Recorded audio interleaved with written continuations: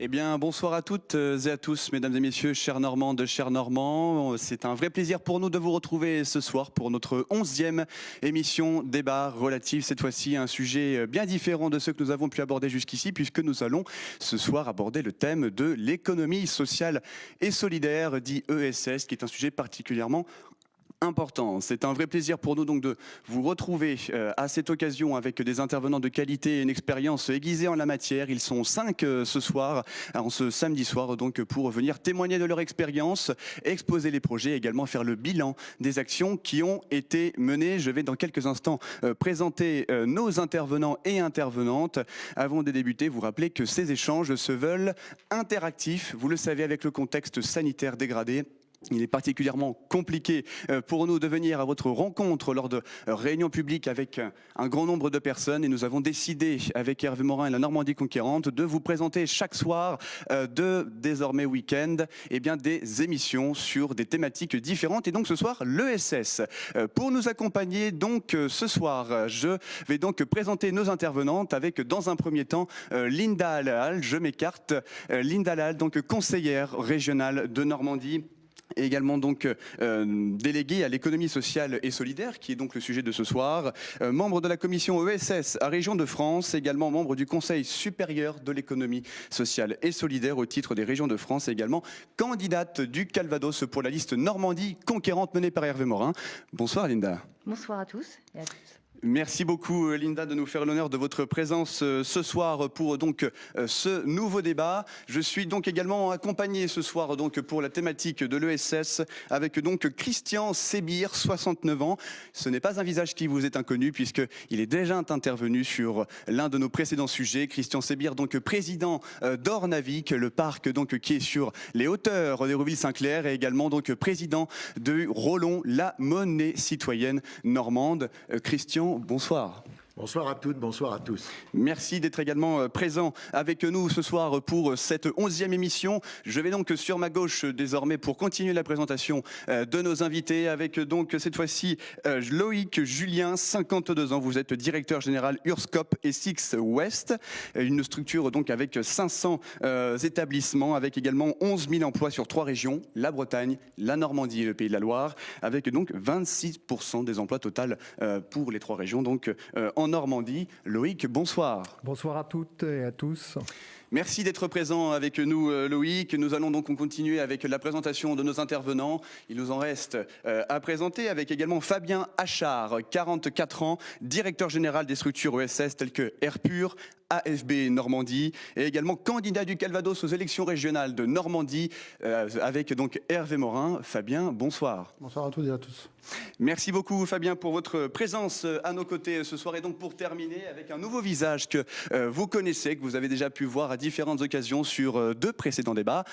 Donc Virginie Carolo, 47 ans, présidente de Cossen Aglo, maire de Port-Jérôme-sur-Seine, et donc candidate aux élections régionales pour la liste Hervé Morin en Seine-Maritime. Virginie, bonsoir. Bonsoir Gauthier, bonsoir chers Normandes et chers Normands. Merci beaucoup Virginie de nous faire le plaisir de revenir pour donc votre 3e débat depuis le début de notre cycle. 15 émissions, ce soir c'est la 15e. Et donc comme je disais il y a quelques instants, nous allons débattre ce soir de l'économie sociale et solidaire, un sujet ô combien important sur lequel la région Normandie a planché lors de ce précédent mandat, et qu'elle continuera à travailler avec la Normandie Conquérante, avec Linda Alal qui va s'exprimer dans quelques instants. Très brièvement vous présenter donc ce qu'est l'économie sociale et solidaire. L'économie sociale et solidaire donc comprend 4 familles historiques, donc avec les associations, les coopératives, également les mutuelles et les fondations. La loi ESS, économie sociale et solidaire de 2014, a rajouté un 5e membre, si puis-je dire, et je parle sous la surveillance de Linda, avec donc les entreprises sociales. C'est une économie, l'ESS, plus qu'une économie de réparation, bien entendu. Elle vise véritablement à porter des projets et à soutenir toutes les initiatives. En Normandie, il y a donc une conjoncture, un contexte qui vient donc illustrer la région en la matière avec donc 10 168 employeurs sur le territoire normand, avec également 115 512 employés salariés, ce qui représente également dans le secteur privé plus de 11% des emplois salariés et donc 3 milliards d'euros de masse salariale brute. Je vais donc commencer les débats ce soir juste en vous précisant qu'il y aura des termes techniques qui seront abordés, tels que notamment SCOP. Qu'est-ce qu'un SCOP? Une société coopérative et participative. Le CAE, qui est une coopérative d'activité d'emploi, soit des SCOP ou soit des SCIC comme on dit, qui accompagnent les entrepreneurs, cadres et collectifs. Nous reviendrons dessus en temps voulu. Pour commencer donc, la région Normandie, depuis l'arrivée d'Hervé Morin et de la Normandie conquérante aux manettes de la région, a pris à bras le corps ce sujet ô combien important, comme nous venons de le dire. Et donc ce soir, Linda Lahalle, qui est donc conseillère régionale de la région Normandie, déléguée à l'économie sociale et solidaire, va donc nous présenter toutes les mesures, toutes les actions qui ont été entreprises par la région Normandie sur ce sujet. Linda. Merci Gauthier. Et effectivement, comme tu le rappelais, un sujet, l'économie sociale et solidaire, pris à bras le corps par Hervé Morin et son équipe, et notamment Sophie Gauguin, qui ont fortement soutenu le développement de cette économie, qui fait partie intégrante du développement économique. Une structuration en début de mandature nécessaire de l'économie sociale et solidaire qui était imposée par la loi SS 2014, puisque c'était nouveau. Pour la première fois, une loi cadrée définissait ce qu'était l'économie sociale et solidaire avec des obligations légales à remplir. Alors je le rappelle parce que c'est important, puisque la Normandie, dans son action pour l'ESS, a fait plus que ne l'impose la loi. C'est important de le souligner. Donc il fallait organiser une conférence régionale économie sociale et solidaire tous les 2 ans, mettre en place une instance partenariale État-région CRES pour effectivement faire vivre cette ESS en coopération avec toutes les parties prenantes, et puis aussi mettre en place un schéma régional de l'économie sociale et solidaire. Une ambition, l'ESS a été une ambition qui a été portée vraiment en Normandie par, d'une part, l'accompagnement des têtes de réseau à la fusion et au changement d'échelle. On a 13 têtes de réseau que l'on accompagne en Normandie, dont l'URSCOP. Je pense notamment à la CRES, l'ARDES, l'ADRES, toutes ces structures qui accompagnent les porteurs de projets, mais aussi font vivre l'ESS sur les territoires et pour lesquels nous consacrons environ à peu près 1,4 million d'euros par an.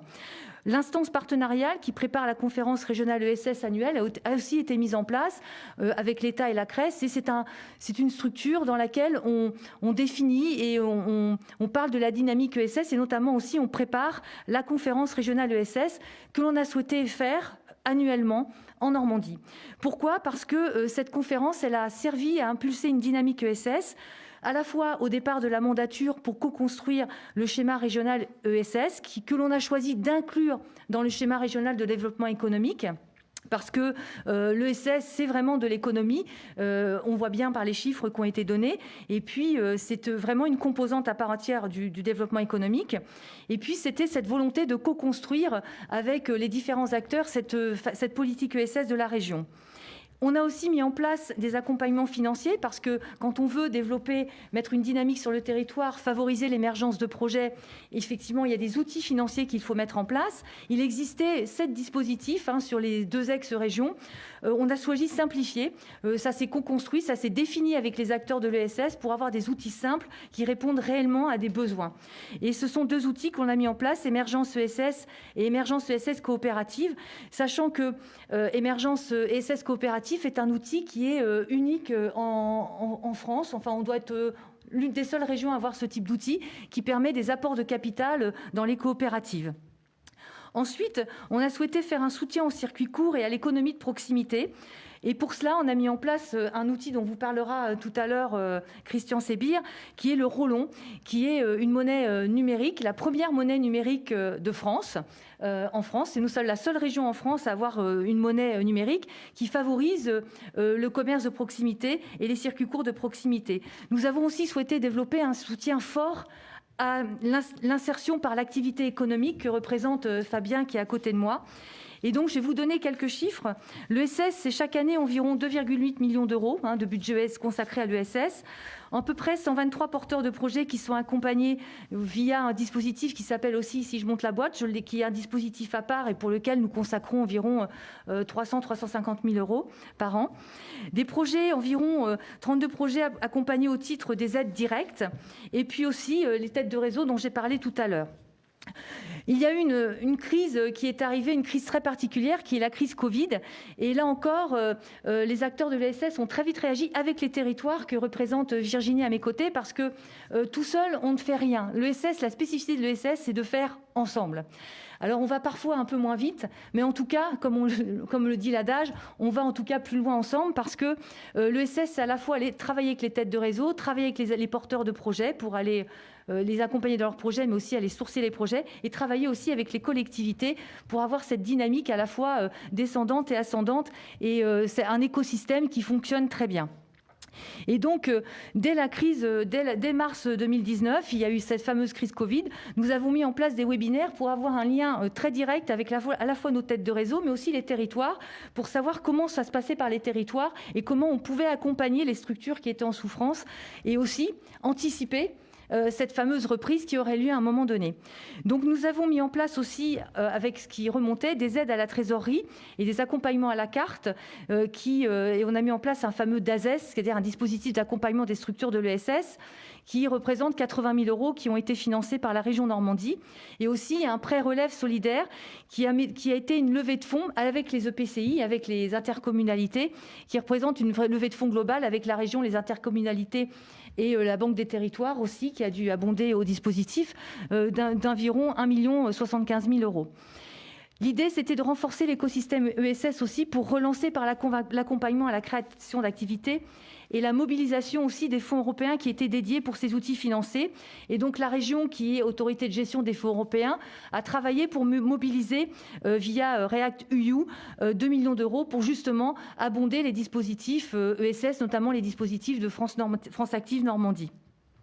L'idée, c'était aussi d'innover pour relancer, et donc de travailler sur l'innovation sociale sur les territoires et de mettre en place ce qui nous manquait sur le territoire, et avoir des leviers de développement endogène des territoires. Donc on a travaillé sur l'essaimage de super incubateurs ESS, et ça, je pense que Loïc, tu pourras en parler parce que c'est plus ta partie, c'est plus ta spécificité, couplé à une offre d'accélérateur de projets, et pour cela, on a mobilisé des financements FEDER en partenariat avec BPI France et encore une fois les territoires. Et on a aussi renforcé l'Eurolon, puisque l'Eurolon, en cette période de crise, est aussi un outil important. Nous avons fait évoluer les aides directes de la région parce qu'on s'est aperçu qu'il y avait des trous dans la raquette, et on a mis en place des aides au conseil pour mettre en place l'émergence ESS Rebond. Et l'idée, encore une fois, simplifier les dispositifs pour qu'ils soient plus lisibles pour les porteurs de projets et les aider effectivement à travailler avec des conseils sur leur développement et leurs projets de relance économique. Et enfin, on a coopéré pour relancer, parce que je le disais, la coopération territoriale, c'est un fil conducteur. L'ESS, c'est la spécificité de l'ESS. Et on a mis en place un comité de suivi de la relance ESS qui est vraiment très spécifique à la Normandie. On est les seuls en France à l'avoir fait. Et il incarne vraiment le travail collectif qui a été mené ces 5 années avec ce double objectif, ce comité de suivi. À la fois suivre le plan de relance, parce que l'État injecte des fonds, a injecté plus d'1 milliard d'euros pour l'ESS, et il faut donc aider les structures à répondre aux appels à projets. Les structures manquent souvent d'ingénierie, et avec les territoires, encore une fois, qui ont des outils propres pour accompagner les acteurs de l'ESS, l'idée, c'était d'accompagner les structures, de pouvoir collectivement, avec les territoires, mobiliser les fonds, à la fois les fonds proposés par l'État et aussi les fonds utiliser les fonds régions. Dans ce comité de relance, il y a par exemple les têtes de réseau, il y a les 5 départements, il y a toutes les structures, des intercommunalités dont vous faites partie, et il y a toutes les structures qui sont là pour justement apporter leurs compétences dans les projets. Et l'idée de ce plan de relance, l'idée de ce comité, c'est aussi de préparer la co-construction de la prochaine stratégie régionale ESS, qui sera une stratégie partagée, parce qu'effectivement, on le disait au départ, on a en fait construit, on a mis les bases de l'ESS avec la fusion de la Normandie, on a posé les bases, on a harmonisé les dispositifs, on a fait en sorte de mettre en place, de faire en sorte que des têtes de réseau soient à l'échelle normande et puis soient en ordre de marche. Maintenant, on est mûr pour construire ensemble une stratégie ESS régionale qui sera partagée et qui sera aussi identifiée par rapport au schéma régional de développement économique, comme le prévoit la loi. Et Derrière ce comité de relance, il y a aussi créé une chaîne de l'accompagnement intégré pour qu'un porteur de projet, quelle que soit sa porte d'entrée, quelle que soit la tête de réseau qu'il va voir quand il a un projet, en fait, il ait les réponses et il puisse construire son projet facilement, que ce soit fluide et facile à la fois pour l'ingénierie comme pour obtenir des financements. Voilà, c'est donc aussi une mandature qui a été très dense, parce que je peux citer aussi, j'ai cité tout à l'heure ici, je monte la boîte, je citerai aussi entreprendre en ESS les actions pour valoriser l'économie sociale et solidaire dans les lycées, pour dès le plus jeune âge comprendre ce qu'est l'ESS, la mobilisation collective pour aussi la monnaie, via la monnaie locale citoyenne qui est le Rollon. Et puis aussi le pôle régional ESS à Hérouville-Saint-Clair. J'ai cité Hérouville-Saint-Clair, vous le noterez, qui regroupe les têtes de réseau et qui permet d'identifier l'ESS, en tout cas d'avoir un lieu qui identifie l'ESS. Ce n'était pas le cas avant. La CRES était dans un secteur qui n'était pas très identifié. Là, on a un pôle régional ESS à Hérouville-Saint-Clair. Nous avons été labellisés Normandie Territoire French Impact. Et puis aussi, nous avons vraiment développé cette dynamique de travail, je le répète, parce que c'est important, avec tous les acteurs et les intercommunalités. Merci beaucoup Linda Lahl pour ce propos introductif qui vient donc présenter l'ensemble des actions de la région Normandie en matière d'ESS. Je vais donc me tourner désormais donc vers Fabien Achard, directeur général des structures ESS telles que Airpur ou FB Normandie. Nous venons de le voir, cher Fabien. La région Normandie donc s'est particulièrement investie sur le domaine de l'ESS avec le comité de relance ESS qui est une spécificité de la région Normandie avec donc une place intégrante dans le plan de relance au niveau régional. Fabien, donc concrètement, face à ce que Linda Lahl vient de nous dire, il y a eu des mutations, il y a eu des changements, avec donc une volonté, pas une volonté, une nécessité de rassembler les deux anciennes régions en une, avec donc une nouvelle organisation. Et cette nouvelle organisation, elle vient également impacter les acteurs privés dans lesquels vous êtes partie intégrante. Concrètement, vous êtes donc engagé sur le domaine de l'ESS. Cela fait partie de votre quotidien professionnel, notamment sur les IAE, l'insertion par l'activité économique. C'est un vrai sujet, notamment à l'heure du Covid-19, de la relance, concrètement, pour celles et ceux qui nous regardent. Comment cela s'illustre au quotidien, l'ESS, au sein de votre structure? Merci. Merci Gauthier. Si vous me le permettez, je vais juste redéfinir ce qu'est l'IAE, parce que c'est vrai que dans l'ESS, il y a beaucoup de formes différentes de structures. Effectivement, on l'a vu, l'ESS, c'est une façon d'entreprendre qui concerne toutes les activités humaines. Par contre, il y a quand même des spécificités qui sont aussi écrites dans la loi. C'est la notion de gouvernance partagée et la notion de réaffectation de la grande majorité des résultats au bénéfice de l'entreprise et pas uniquement au bénéfice d'associés, en tout cas de ceux qui dirigent l'entreprise. C'est important, ça fait partie de nos valeurs.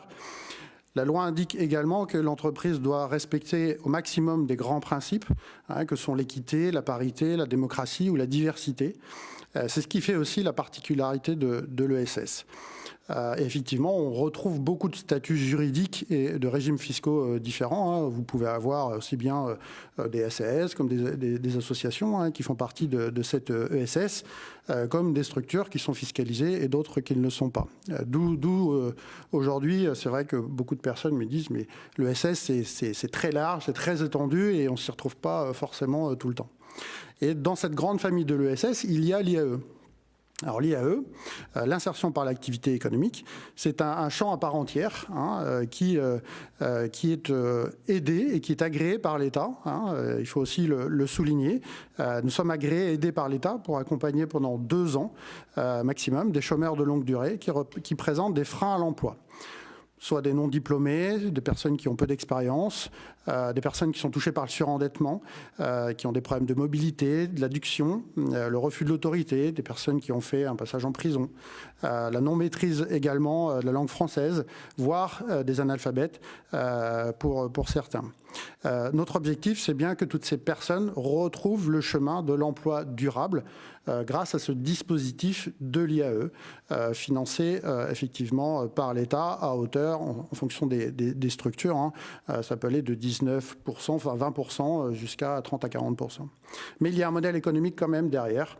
Il faut absolument que les entreprises vivent comme n'importe quelle autre entreprise et développer une activité qui soit rentable et générer des bénéfices, comme j'ai dit tout à l'heure, réinjectés dans l'entreprise. Donc ça, c'est vraiment l'IAE. À côté de l'IAE, j'ai la chance aussi de diriger une autre entreprise qui est une entreprise adaptée. Et là, on s'adresse à un autre public qui est fragile, que sont les personnes en situation de handicap. Et handicap, je le rappelle souvent, ce n'est pas forcément un handicap de naissance, ça peut être aussi un handicap suite à un accident qui effectivement génère un certain nombre de freins à l'emploi, de problèmes. Là, l'objectif, ce n'est pas forcément de lever le frein, parce que malheureusement, c'est souvent très difficile, mais plutôt d'adapter le travail à la personne. Et ça, c'est tout le milieu du secteur protégé, et en particulier aujourd'hui, ce sont les ESAT, les anciens CAT, et également les entreprises adaptées, qui sont les anciens ateliers protégés. Effectivement, donc j'ai la chance de diriger AirPure, qui est une entreprise d'insertion, et AFB Normandie, qui est une entreprise adaptée. Sur AirPure, très schématiquement, nous proposons des offres de services qui sont liées au transport, au recyclage et à la logistique. Sur AFB, nous proposons des services de reconditionnement informatique et des services d'informatique également, notamment de l'effacement de données, du déploiement, etc. etc. Quel a été mes liens avec la région et comment la région a pu nous aider, notamment en 2017 ? Ça a été très simple. Déjà, si je prends AFB, puisque AFB est une agence d'un groupe France, AFB France est venu nous rencontrer et grâce à la région, grâce à l'aide apportée par la région, et Linda en a parlé, grâce au dispositif Émergence ESS, grâce également à l'AD Normandie, nous avons pu réaménager un entrepôt pour implanter une agence, l'agence normande du groupe AFB France. Nous étions 4 en 2017. Aujourd'hui, nous sommes 45, dont 80% de personnes en situation de handicap, et avec des perspectives de croissance qui sont très intéressantes et qui devraient nous permettre de doubler les effectifs à horizon 2023-2024. Donc là, il y a un vrai impact de la région sur l'implantation du groupe AFB France sur la Normandie. Concernant AirPure, l'entreprise d'insertion, ça a été aussi des aides à l'investissement pour aussi bien développer, diversifier les activités, mais également pour améliorer les conditions de travail, ce qui est très important également dans notre secteur. Et là, en l'occurrence, sur AirPure, nous étions en 2017 23 de mémoire, et aujourd'hui, nous sommes également 45 salariés au sein de l'entreprise. Donc, vous pouvez voir qu'à l'échelle des deux structures, l'aide apportée par la région a permis de passer de 28 salariés à aujourd'hui quasiment 102 salariés sur le site qui est sur Caen. Donc, création d'emplois auprès de personnes touchées 4 fois plus par le chômage, les personnes en situation de handicap, et favoriser également l'insertion professionnelle, parce que dans les chiffres que je vous donne, je ne compte pas non plus le turnover qui existe tous les ans, puisque l'insertion fait qu'à cette particularité que tous les ans, il y a 10 personnes, 10 salariés qui sortent de l'entreprise et qui retrouvent un contrat, un CDD de plus de 6 mois ou un CDI. Donc si on compte sur les 4-5 ans là, qui nous séparent de 2017, effectivement, on arrive à plus de 70 emplois créés grâce à l'aide de la région. Merci beaucoup Fabien Achard pour donc la présentation de votre activité, également les enjeux qui les concernent. Je me tourne désormais donc vers Loïc Julien. Loïc Julien, vous êtes directeur général d'Urscope et Sixte Ouest. Face à ce que vient de dire donc Fabien Achard et précédemment Linda Lahalle sur le fait que notamment l'ESS n'est pas une économie de réparation, mais bel et bien une économie de projets ambitieux. Concrètement, votre structure donc accompagne les projets innovants, les projets également donc ambitieux. Vous avez donc une dynamique d'égalité des chances, notamment entre les territoires, afin de ne pas favoriser exclusivement les initiatives au sein des territoires urbains, mais également au sein des territoires ruraux, ce qui correspond donc à cette notion d'inclusivité énoncée il y a quelques instants par Fabien. Concrètement, pour celles et ceux qui nous regardent, comment faites-vous justement pour favoriser l'innovation au sein des territoires ruraux, s'il vous plaît ? Merci Gauthier. Avant de répondre à cette question, je souhaiterais reposer quelques principes de fonctionnement de ce que sont les SCOP et les SIC. Vous l'avez dit en guise d'introduction en rappelant la signification de ces deux sigles. Donc SCOP, Société coopérative et participative, et SIC, Société coopérative d'intérêt collectif, qui sont deux formats juridiques qui, pour l'un, les SCOP, sont nés il y a plus de 100 ans, donc une vraie histoire. Et on peut le dire assez justement, aujourd'hui, c'est un modèle éminemment d'actualité et moderne. Pour ce qui concerne les SIC, c'est un modèle plus récent, une quinzaine d'années d'existence, et qui correspond à un vrai besoin, effectivement, j'y reviendrai tout à l'heure. Les points d'ancrage de présentation de ces deux modèles de société commerciale, puisqu'il faut le souligner, ce sont effectivement des modèles de société commerciale, c'est avant tout la logique de démocratie d'entreprise, avec un principe fort, une personne, une voix, quelle que soit la détention du capital de ces personnes. L'autre principe sous-jacent de la démocratie d'entreprise, de son fonctionnement, c'est effectivement la notion de responsabilisation, de responsabilité des acteurs en place, avec des modèles de gouvernance très participatifs, puisqu'on permet notamment aux salariés, aux parties prenantes dans les SIC et pour les salariés en SCOP, d'être acteurs dans le modèle de gouvernance et d'être effectivement déterminants dans les choix stratégiques qui sont à prendre pour l'avenir de leur propre société et par conséquent la pérennité de leurs emplois. Le deuxième grand principe des coopératives SCOP ou SIC, c'est le temps long. Ça se traduit par quelques mécanismes intangibles que sont l'impartageabilité des réserves constituées dans le temps. Fabien l'a souligné, une entreprise de l'ESS, les SCOP SIC en font partie, c'est avant tout une société commerciale dont l'objectif est de dégager des profits pour effectivement pérenniser son modèle. Le principe étant qu'une partie de ces bénéfices dégagés sont constitués en réserves impartageables et donc sont voués à être transmis à une prochaine génération.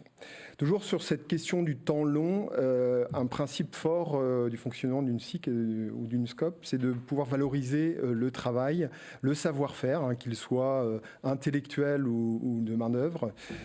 C'est un élément extrêmement important. Et le troisième grand principe, c'est effectivement d'être porteur de projets économiques. Je l'ai dit tout à l'heure, les sociétés SCOP ou SIC sont avant tout des sociétés commerciales, donc porteurs d'un vrai projet économique, de développement économique et de territoire, et qui se concentre également sur un intérêt commun. Donc on prend le contre-pied de tout le volet en fait, d'individualité qu'on peut aujourd'hui rencontrer dans nos sociétés. Donc l'intérêt commun est un élément fort. Alors pour illustrer cela, simplement souligner que la finance effectivement a toute sa place dans les modèles que nous accompagnons, mais ça reste en fait un moyen et non pas une finalité. La finalité étant effectivement ce que j'ai évoqué à l'instant, précédemment, et puis un élément fort autour de la qualité de vie au travail. C'est effectivement un objectif que partagent les parties prenantes de ces entreprises. Alors Gauthier, vous m'avez effectivement amené sur la question de la place des coopératives sur le maillage territorial. Alors, lorsqu'on prend quelques exemples de nos adhérents, puisque vous l'avez souligné, l'Union régionale des SCOP et SIC de l'Ouest en fait, intervient sur 3 régions, la Normandie, la Bretagne et le Pays de Loire. Donc 11 000 salariés, plus de 500 entreprises adhérentes à notre réseau, et donc la Normandie représentant 26% de ces chiffres. Eh bien, lorsqu'on prend quelques exemples effectivement de l'implantation de ces adhérents, on se rend compte qu'il y a un équilibre très fort de l'implantation de ces sociétés sur le territoire. Alors, je vais en citer quelques-unes qui vont sans doute pour beaucoup d'entre elles vous parler. Je vais commencer par la société Acom, qui est l'un de nos fleurons sur le territoire, basée à Mortain.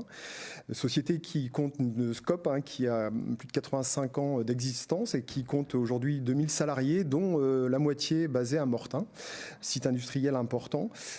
C'est une entreprise qui génère plus de 530 millions d'euros de chiffre d'affaires, et qui a aussi une activité à l'international, qui intervient effectivement dans tout ce qui est fibre optique et implantation de câbles, et travaille aussi dans le domaine automobile.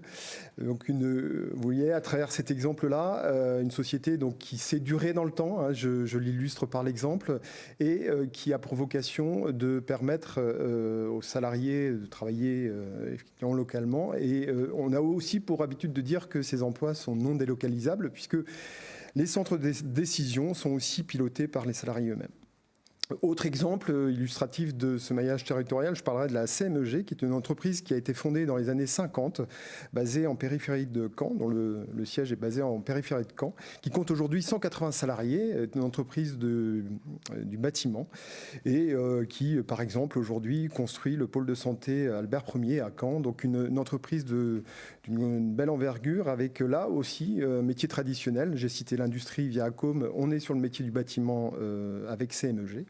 Deux autres exemples, le WIP, qui est une SIC qui a été créée il y a peu, en l'occurrence qui fait suite à la création d'une association de préfiguration. On pourra y revenir tout à l'heure si des questions se posent là-dessus. Mais en fait, l'idée, c'est de pouvoir en fait créer une association d'amorçage ou de préfiguration, c'est ainsi qu'on l'appelle, pour pouvoir la faire évoluer en SIC, en société coopérative d'intérêt collectif. C'est le cas du WIP, donc qui est un modèle donc qui se développe énormément en France, donc qui porte en fait un projet qui a permis la rénovation d'une friche industrielle à Colombelles, et qui est un tiers-lieu, alors qui malheureusement a ouvert ses portes, a démarré son activité en pleine crise de la Covid, et qui reprend son activité petit à petit aujourd'hui. Et puis pour terminer, en guise d'exemple,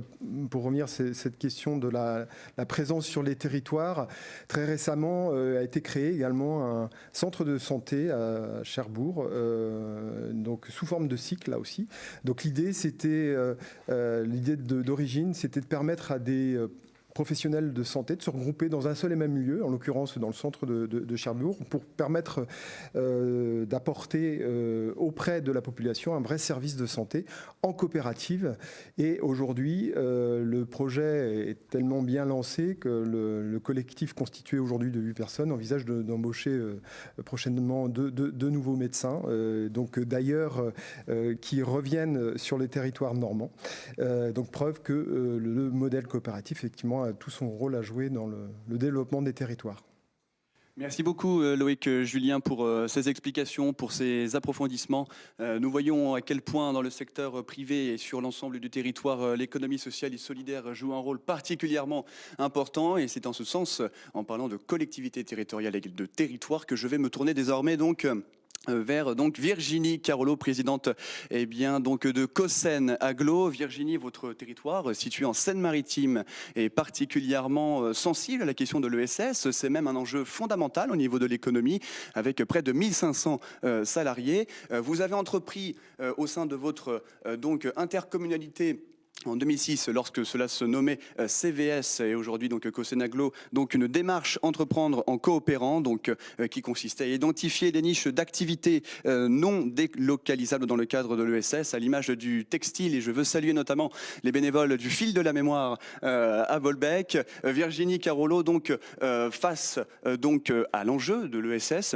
Là, vous avez donc mis en place des dispositifs, comme je le disais, depuis 2006. Ces dernières années, il y a eu des thématiques, des dynamiques, maintenir celles existantes et accompagner les initiatives sur le territoire. Merci Gauthier, oui. On salue ton grand-père, effectivement.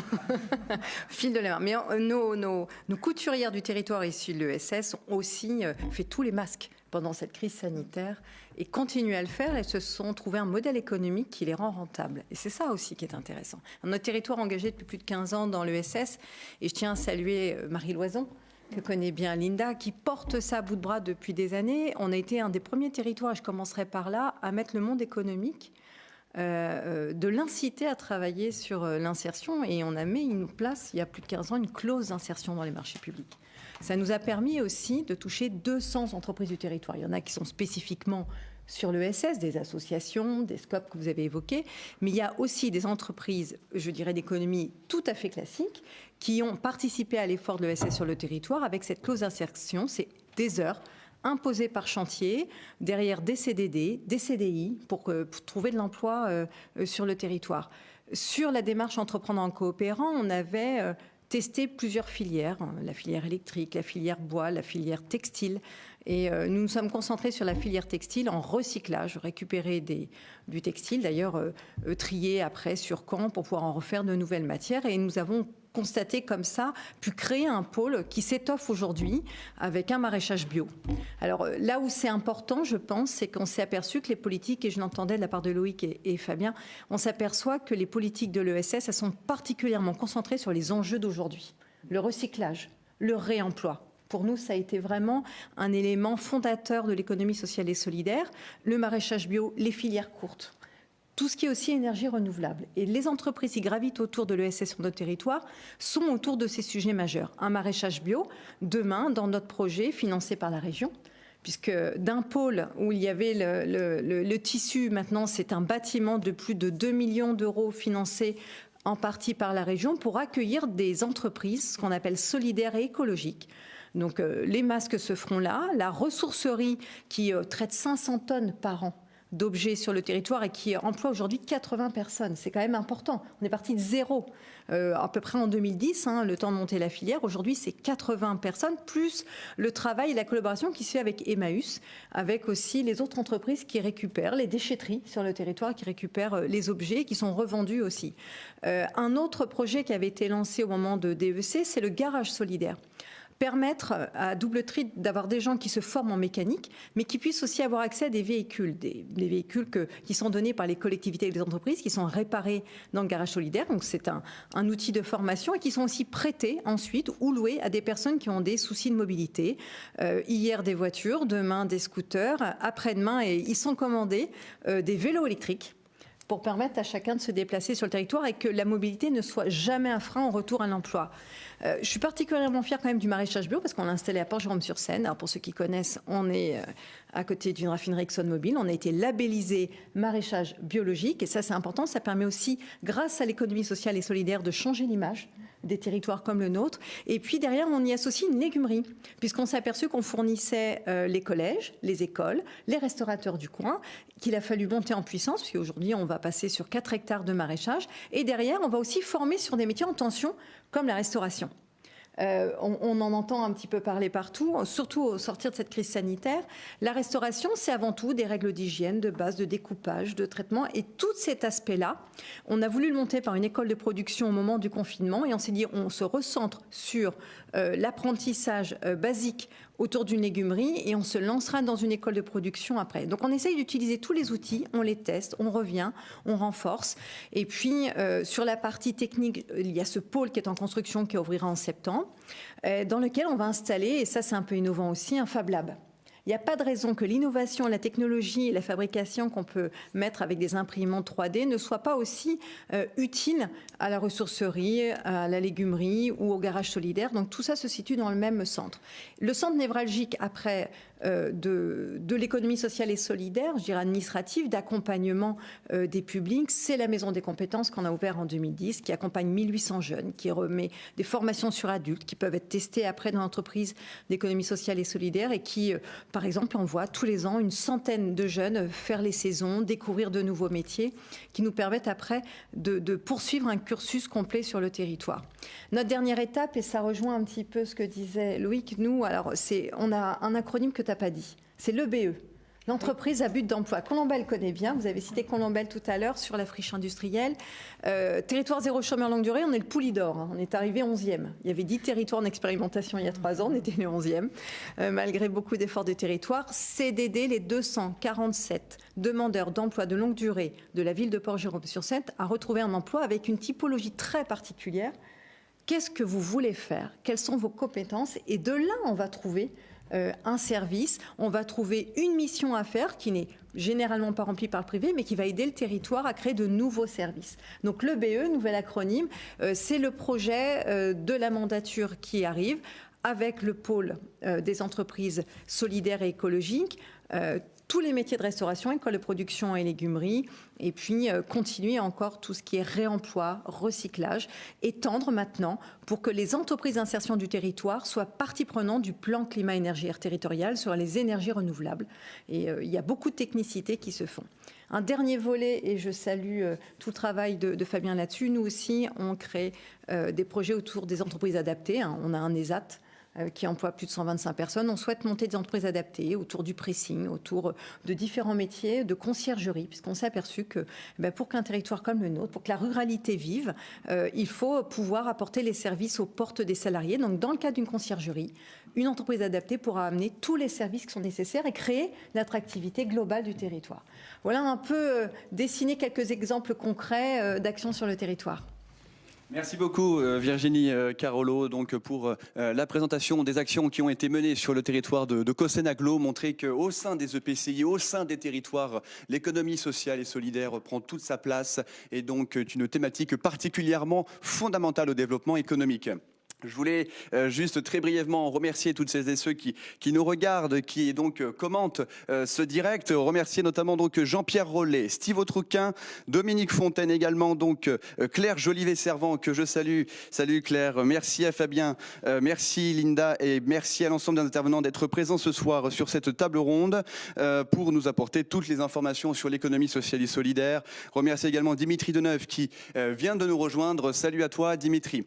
On vient donc de le voir, mesdames et messieurs, que l'économie sociale et solidaire, à travers des exemples concrets, la légumerie par exemple, la ressourcerie ou encore la production de masques au sein des territoires, permettait de soutenir donc différents secteurs. La légumerie donc avec les lycées pour les lycéens, mais également d'autres sujets peuvent être donc amenés à bénéficier des avantages, si puis-je dire, donc de l'ESS, à l'image donc de la culture et du patrimoine. Et pour en témoigner, nous avons donc un invité particulièrement concerné par ce sujet, avec donc Christian Sébir, président donc du parc Ornavic, que je vais laisser le soin de présenter, mais également, outre la culture et le patrimoine, également la notion d'attractivité du territoire, notamment pour nos artisans, à travers donc la mise en place de la première monnaie locale et citoyenne, très important, chère Linda, numérique, avec l'euro-long. Christian, vous êtes donc l'un des témoins et également l'un des artisans de l'importance que prend l'économie sociale et solidaire en Normandie et sur nos territoires. La première aventure, en ce qui me concerne, je ne connaissais pas le monde associatif, a commencé à partir du moment où j'ai pris ma retraite. C'est en 2009. On a créé une association qui s'appelle les Vikings en 911. Le but de cette association, c'était de raconter la fabuleuse histoire de la naissance de la Normandie entre Roland le Viking et Guillaume le Conquérant. C'était une façon formidable, nous semblait-il, de fédérer les Normands entre la basse et la haute Normandie. Quand on partage une même belle histoire, c'est souvent une façon de se réunir. Cette aventure était basée sur uniquement du bénévolat, un parc de 10 hectares à construire. C'était fou comme projet au départ, je dois le reconnaître, et pourtant ça a fonctionné. On a une centaine de bénévoles depuis maintenant 10 ans, on va fêter notre 10e anniversaire. L'idée de départ, c'était également que si c'était une bonne idée, elle devait être complètement porté par les Normands. Donc les personnes physiques pouvaient faire du bénévolat et les personnes morales, les entreprises, devaient financer. On devait être en autonomie au départ, avant d'aller voir les collectivités. Et là, aujourd'hui, nous sommes à plus d'une centaine d'entreprises également partenaires, surtout avec le concept du mécénat. Il était également important pour nous d'ouvrir des chantiers d'insertion. Ça avait du sens, surtout sur une ville comme Hérouville-Saint-Clair, puisque notre siège et le parc se trouvent sur la commune d'Hérouville-Saint-Clair dans le Calvados, à côté de Caen. Et donc, maintenant, c'est environ 700 jeunes qui sont passés grâce à des structures d'insertion qui viennent sur notre parc. Et enfin, pour terminer, pour que ce cercle vertueux fonctionne bien, eh bien, il fallait que les visiteurs soient au rendez-vous, puisque c'est aussi un projet touristique dans l'avenir. Et là, cette année, après 10 ans, nous sommes sur 20 000 visiteurs. Nous espérons que la crise sanitaire ne nous impactera pas, mais normalement, c'est 20 000 visiteurs cette année qui sont programmés. Donc voilà notre aventure pour Ornavic.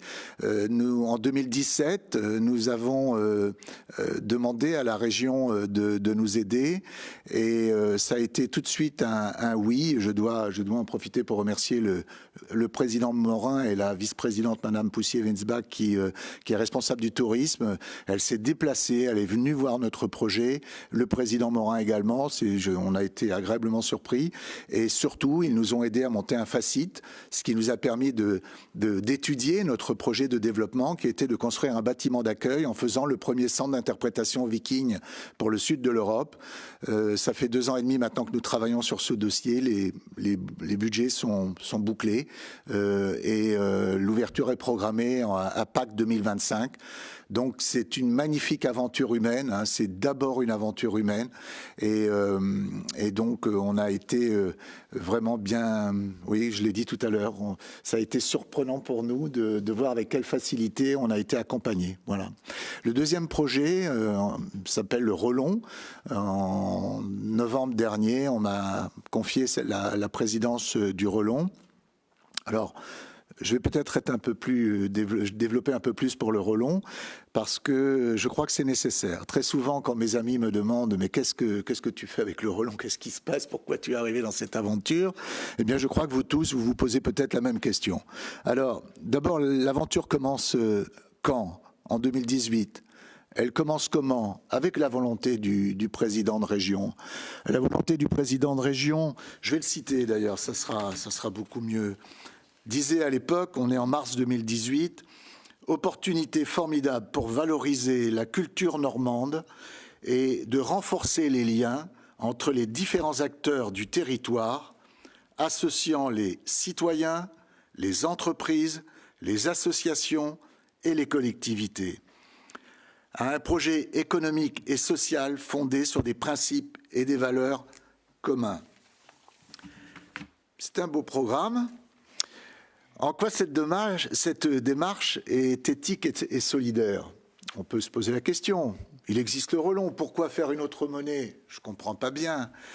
Eh bien, tout simplement, si, comme nous, vous pensez que voir des enfants travailler à l'autre bout de la terre sans aucun accompagnement social, dans des conditions souvent lamentables, si comme nous, vous pensez que c'est pas très bien, si comme nous, vous pensez qu'il n'est pas très bien de faire transporter des produits qu'on a à côté de chez nous et de les faire traverser la terre, eh bien, inconsciemment, vous allez être avec nous demain et vous allez utiliser cette monnaie, le Relon. Pourquoi ?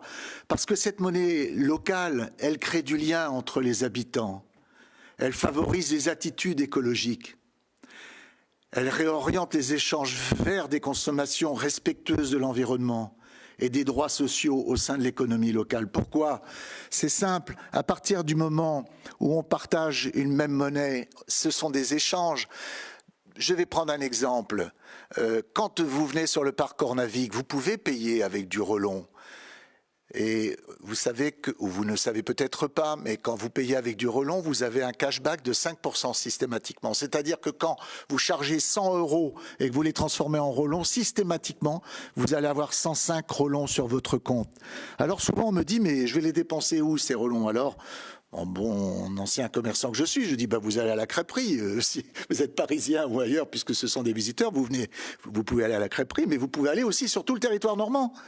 Parce que vous avez de nombreuses entreprises aujourd'hui qui acceptent trop peu, mais quand même trop peu à mon goût, mais de nombreuses entreprises qui acceptent le Relon.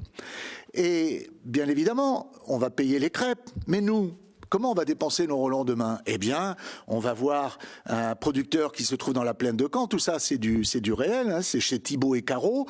Ils font des céréales, ils ont un moulin, ils font leur farine. Nous, on achète la farine et on paye en Relons.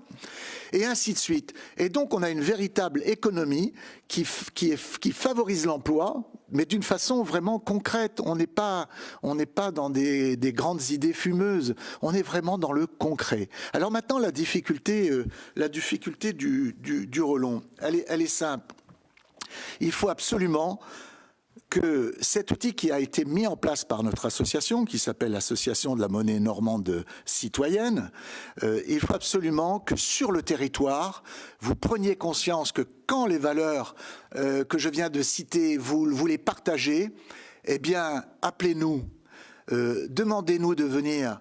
Nous allons travailler ensemble et nous allons vous aider à mettre en place cette monnaie. Ça vous permettra de faire travailler les producteurs locaux, les professionnels locaux dans les centres-villes, les commerces qui ont de plus en plus de soucis. Il faut les aider par rapport à tout ce qu'on trouve en périphérie. Je ne développerai pas plus. Mais pour aider ces commerces de centre-ville, eh bien, si on paye en relon, eh bien, le coiffeur qui va être payé en relon, il va aller prendre son petit café, il va payer en relon à côté, et ainsi de suite.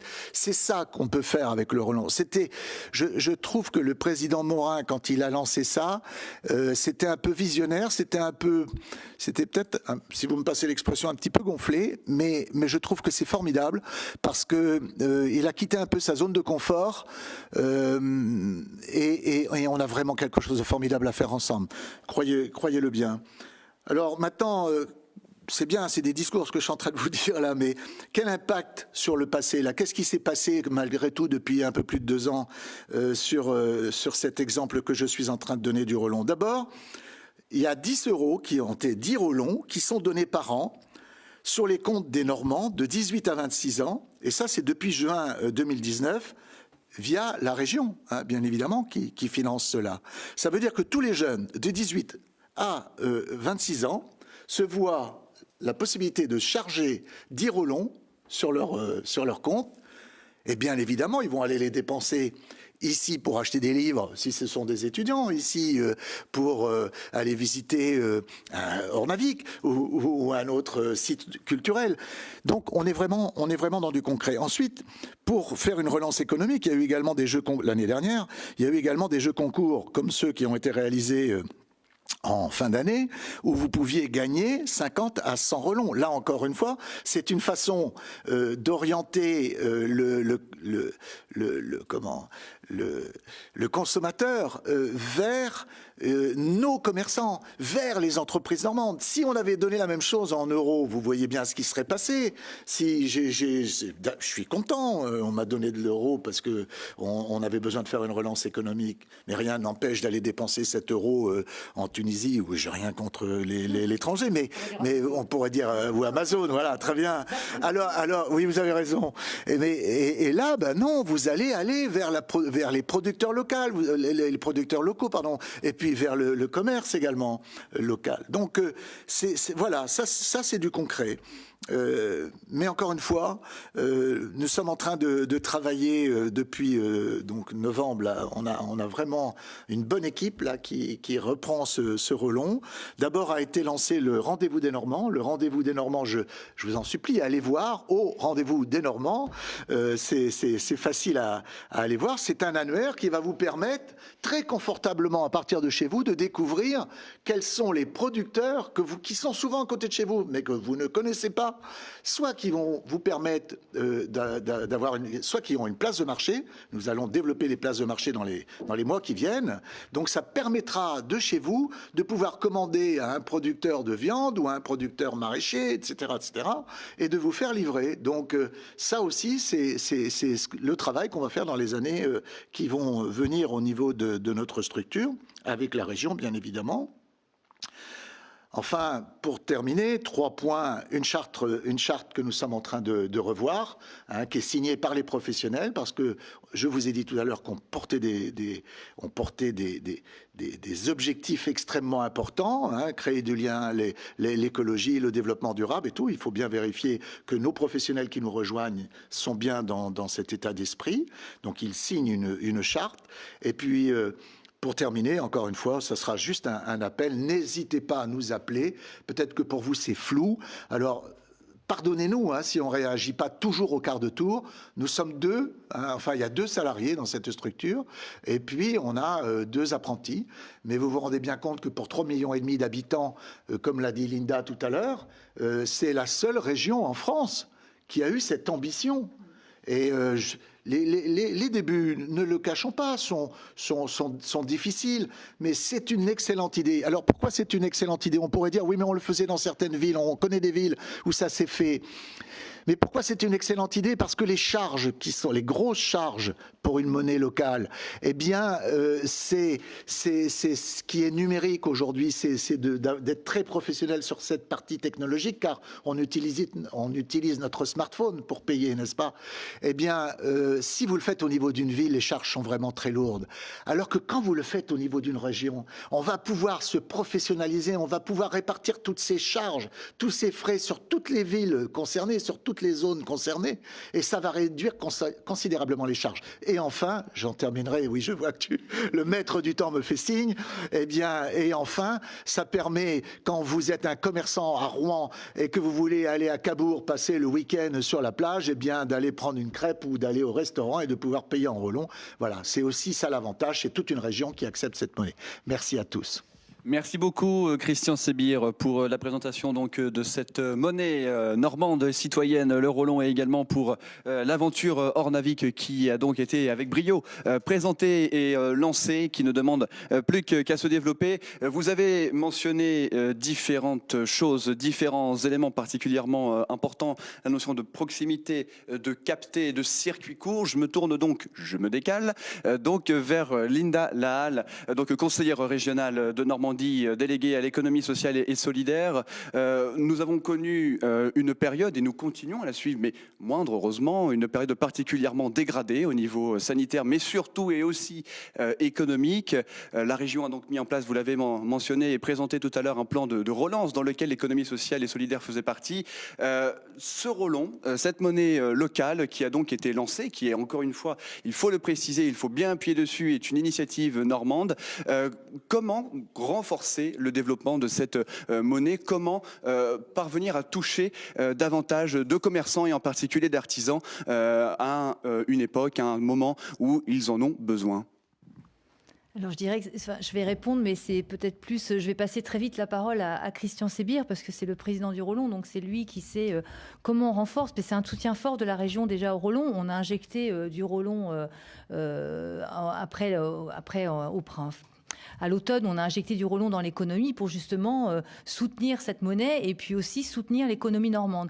On sait que favoriser les circuits courts de proximité, favoriser le commerce de centre-ville, de centre-bourg, en plus de tout ce que l'on peut mettre en place par ailleurs dans notre politique régionale pour justement favoriser l'artisanat, les commerçants, le petit commerce, l'aide à la transition numérique, parce que le Rollon, c'est aussi un outil qui aide les acteurs économiques locaux à passer à la transition numérique. Et on s'est aperçu en cette période de crise que c'était une urgence. C'était une urgence parce que quand on ne peut plus, quand le consommateur ne peut plus venir chez vous, il faut bien trouver un autre moyen de lui vendre vos produits. Et puis des produits, souvent le consommateur, il est resté quand même attaché à son commerce de proximité. Alors j'ai passé la parole à Christian parce que le rôle du Rollon en fait.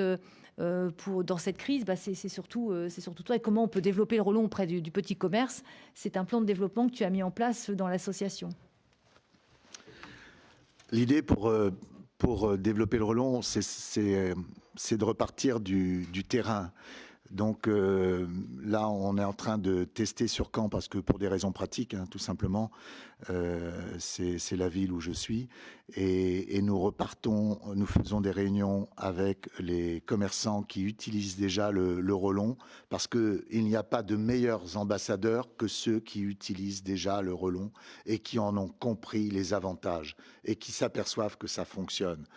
On n'invente rien, vous savez, avec une monnaie locale. Les monnaies locales, elles ont commencé en 29, hein, avec la crise de 29 en Europe, entre autres.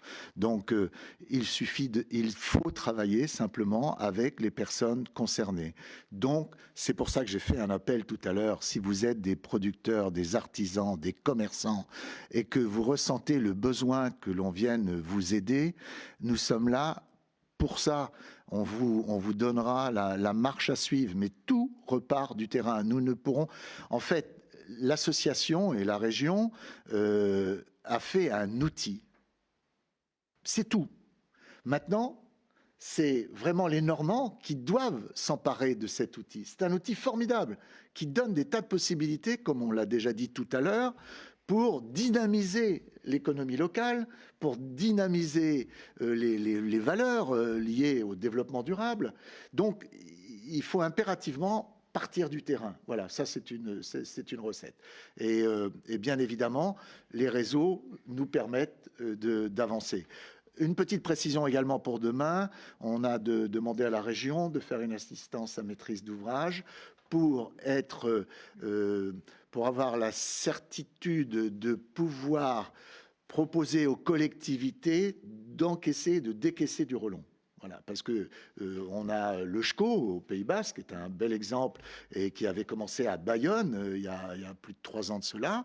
Nous voulions avoir la certitude de ce que nous pouvions faire et les limites de ce qu'on pouvait faire pour que les collectivités puissent abonder, que ça soit sur le plan social, que ça soit pour les relances économiques. Tout de suite, on fait de la relance. Je vais prendre un exemple à Caen.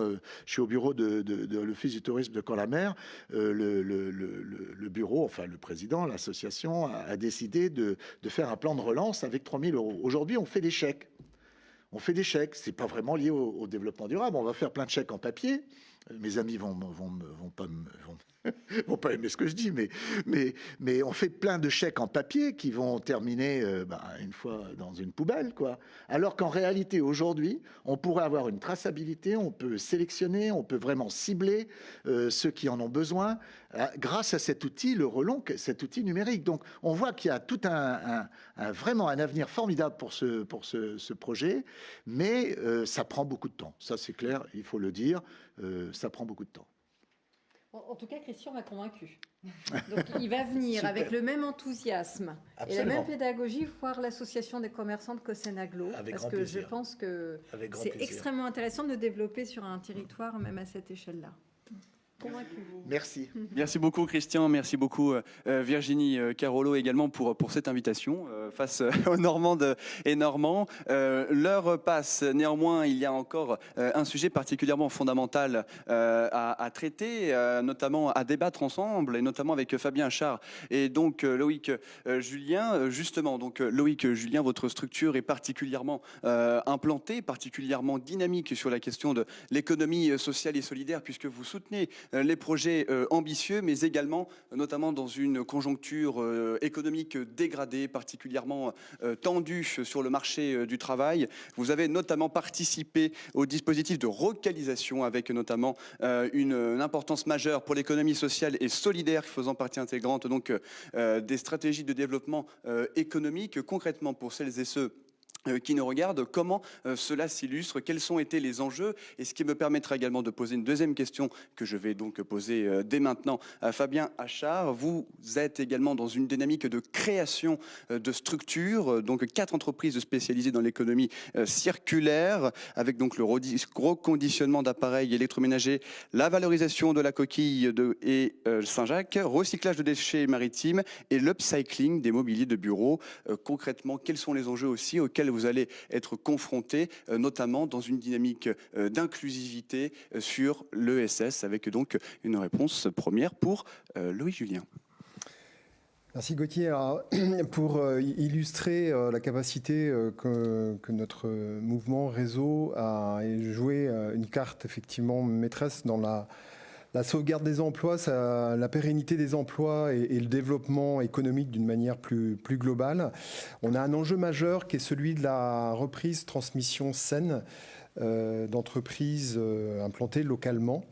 Là aussi, je vais partir d'un exemple d'une entreprise que l'on a accompagnée en 2012, ISA Ingénierie, qui est un bureau d'études basé dans la périphérie du Havre, qui aujourd'hui compte 130 salariés. Et donc à l'époque, son propriétaire a effectivement souhaité examiner la capacité qu'il avait devant lui à transmettre l'entreprise aux salariés.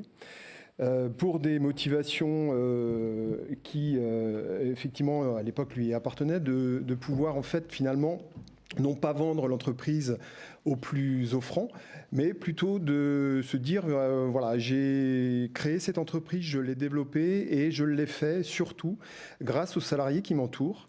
Et j'ai envie, tout simplement, que cette belle aventure se poursuive. Et donc, en 2012, il fait ce choix de transmettre l'entreprise aux salariés. Donc, à l'époque, ils étaient une centaine à rentrer dans le projet.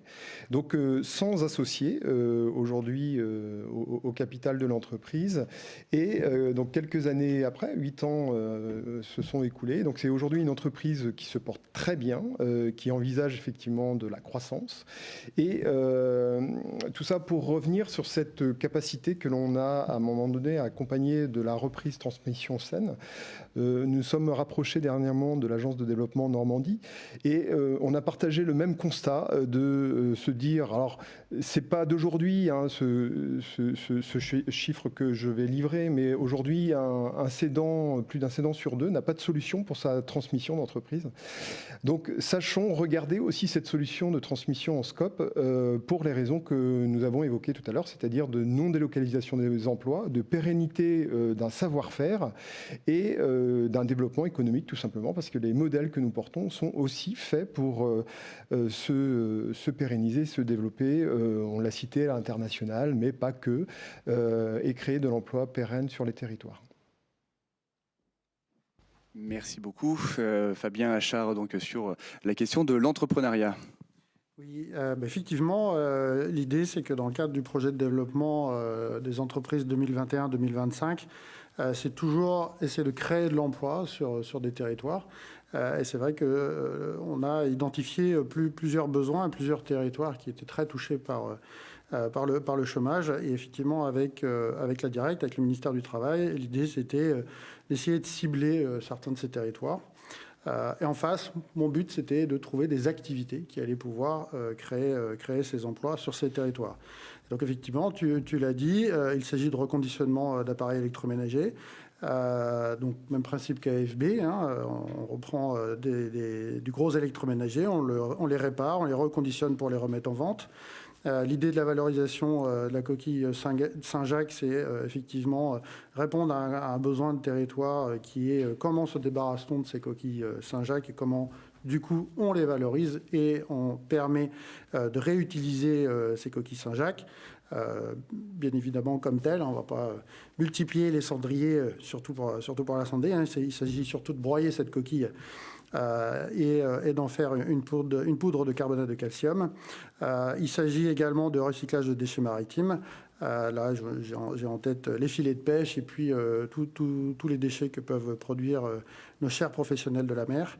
Et l'upcycling de mobilier de bureau, c'est la rénovation de mobilier de bureau. Et donc derrière ces activités, il y a des emplois, il y a des typologies d'emplois très différentes. On va retrouver toujours des métiers de la logistique, du transport, mais également on va pouvoir retrouver des métiers liés, plus techniques, liés à la réparation, à la rénovation. Et puis sur certains projets, on va rejoindre les notions d'innovation.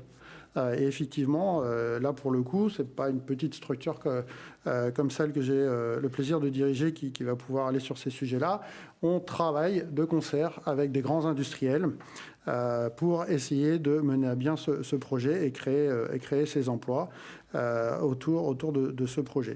L'objectif, c'est de créer 100 à 120 emplois supplémentaires d'ici à 2025 et porter l'ensemble de la structure à 200 salariés sur des bassins d'emploi pas uniquement de Camp-la-Mer, hein, il s'agit aussi de Bayeux Intercom notamment, et avec des partenariats avec la Seine-Maritime et la Manche.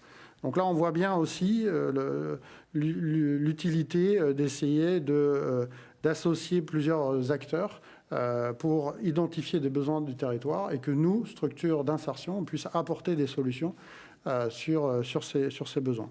Et avec toujours cet objectif de créer de l'emploi. Donc voilà, on espère y arriver.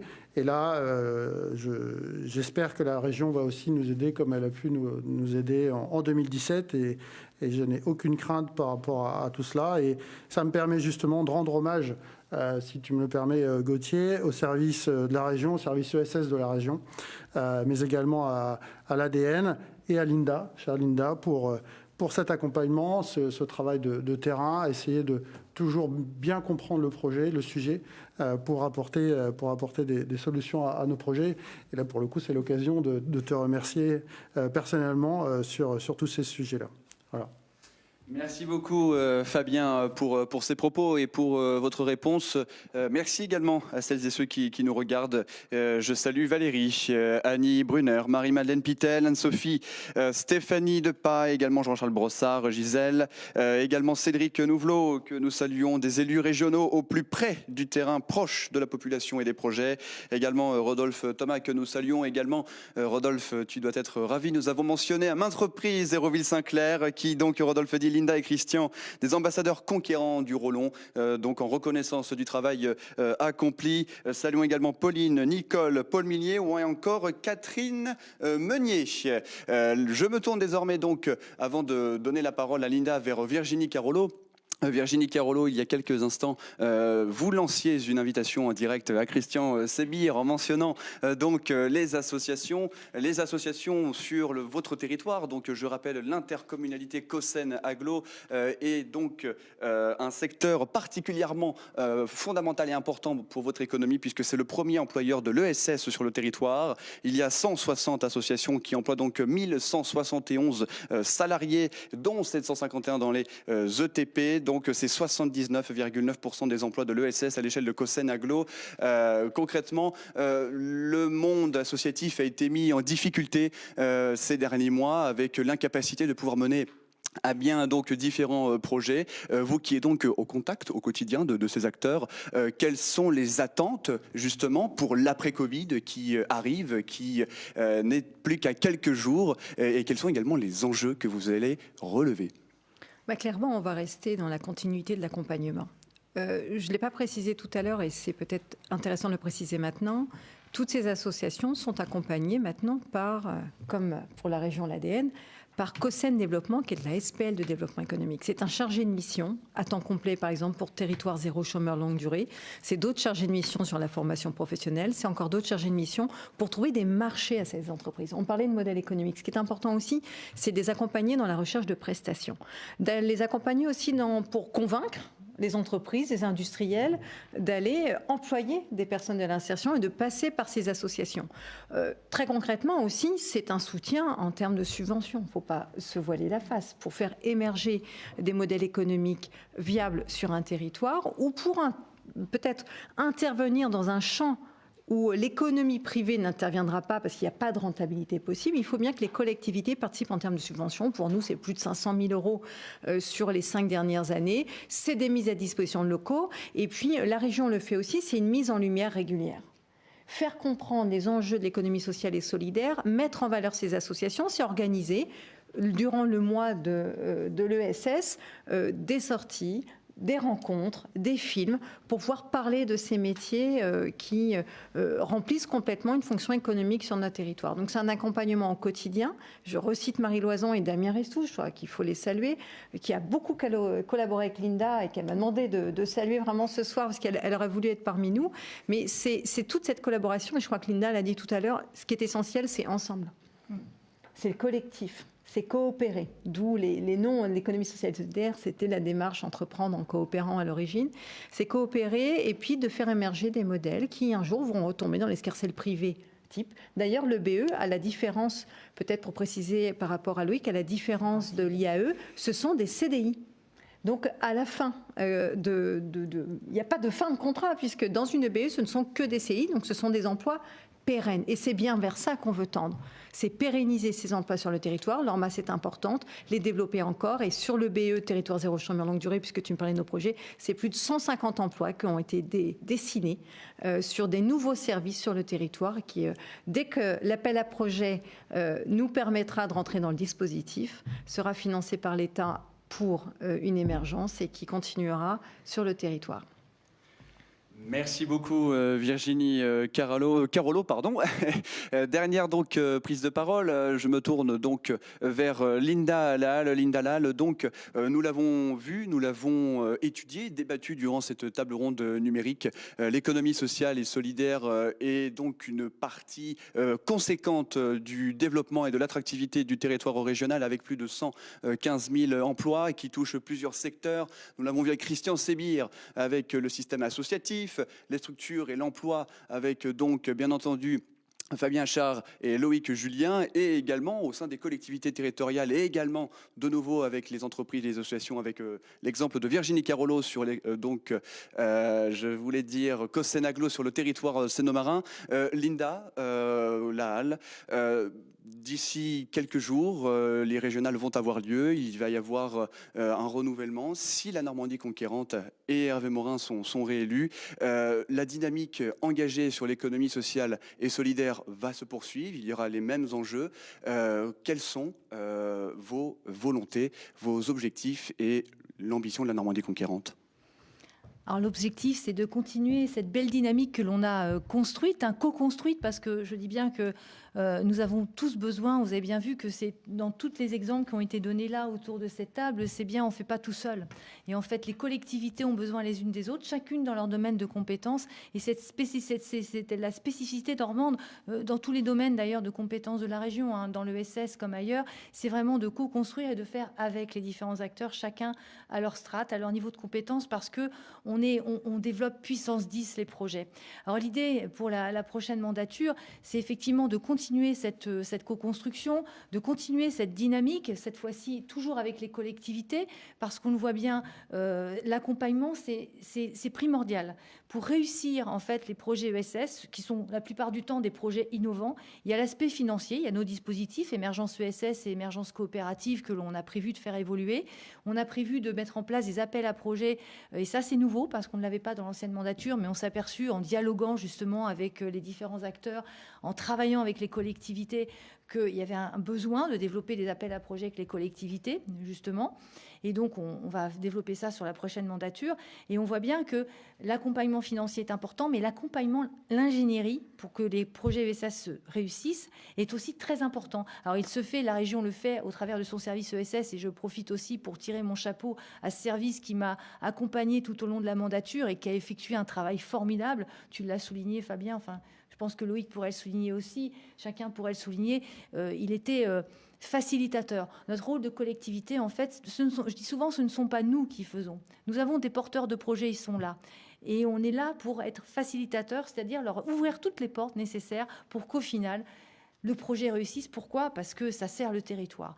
On est dans l'ESS, on est dans l'innovation sociale, on est vraiment... dans des coopérations à tous les niveaux. Et c'est vrai que l'ESS, en fait, elle est ancrée sur les territoires, elle crée de l'emploi, comme vous l'avez vu, parce que il y a vraiment de beaux exemples qui ont été donnés à travers ton entreprise, Fabien, à travers Cossenaglo, à travers toi, et le Rollon pourra développer ça, parce que le Rollon servira vraiment à fixer la richesse, sert à fixer une partie du PIB sur le territoire. Je dis une partie parce que, évidemment, il y en a qui disent ça va remplacer l'euro, mais non, bien sûr que non. Si un jour le Rollon remplace l'euro, moi je serais super heureuse, mais ça n'arrivera jamais. Mais bon, enfin, on peut toujours. Mais déjà, si le Rollon, vraiment, les Normands l'approprient cette monnaie, sont fiers d'être Normands et ils sont fiers de leur monnaie et se l'approprient et lui attribuent bien le rôle qu'elle doit jouer, déjà on sera super content. Et donc pour la suite, c'est bien de continuer cette dynamique, on l'a fait ensemble, tous ensemble, parce que c'est ça. Et on est conquérants tous ensemble. Et l'ESS, elle sera conquérante parce qu'au travers de toutes cette spécificité que vous venez de voir, elle est tellement diverse. Cette diversité, c'est une vraie richesse pour elle. Et c'est ce qui fait qu'en fait, sur un territoire, si chaque territoire s'approprie l'ESS tel qu'il doit se l'approprier, vraiment la met en valeur comme elle doit le faire. Et comme Cossenaglo est vraiment un territoire, fait partie des territoires exemplaires en Normandie, ça je le souligne, et c'est pas pour envoyer des fleurs à Virginie, mais c'est parce que c'est la réalité. Il y a des territoires avec lesquels on travaille très bien.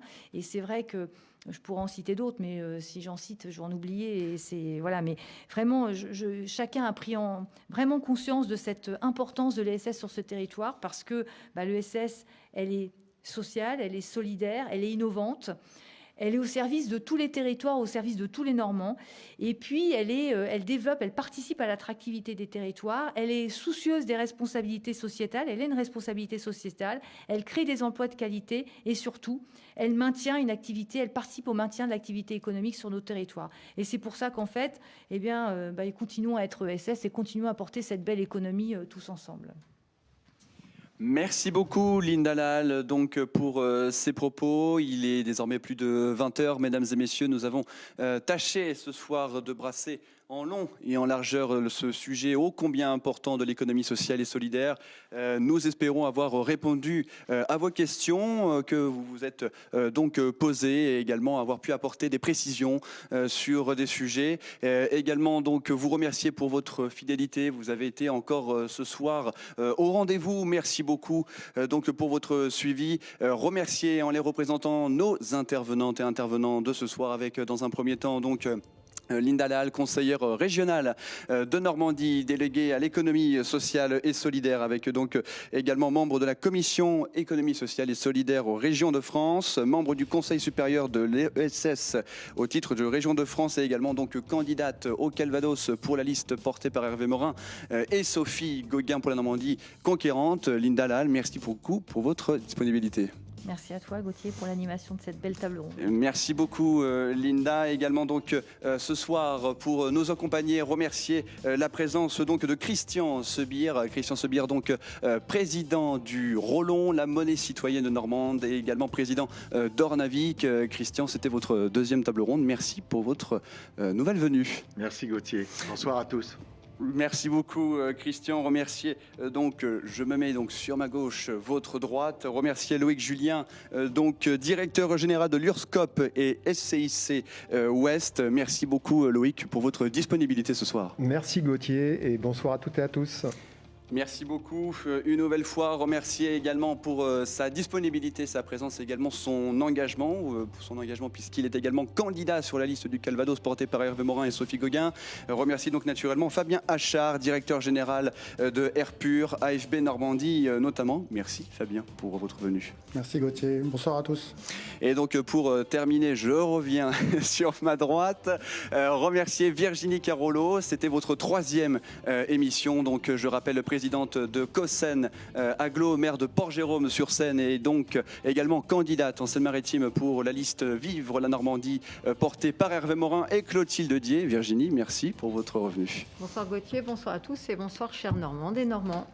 Voilà, merci beaucoup mesdames et messieurs pour votre suivi. C'est donc la fin de cette émission. Nous nous retrouvons demain soir pour un nouveau débat à 19h, même lieu, QG de la Normandie conquérante ici à Beuzeville, sur un tout autre sujet qui néanmoins pourrait être relié à celui que nous avons traité notamment avec les propos de Fabien Achard, le handicap donc en Normandie avec Bertrand Degnaud notamment qui interviendra.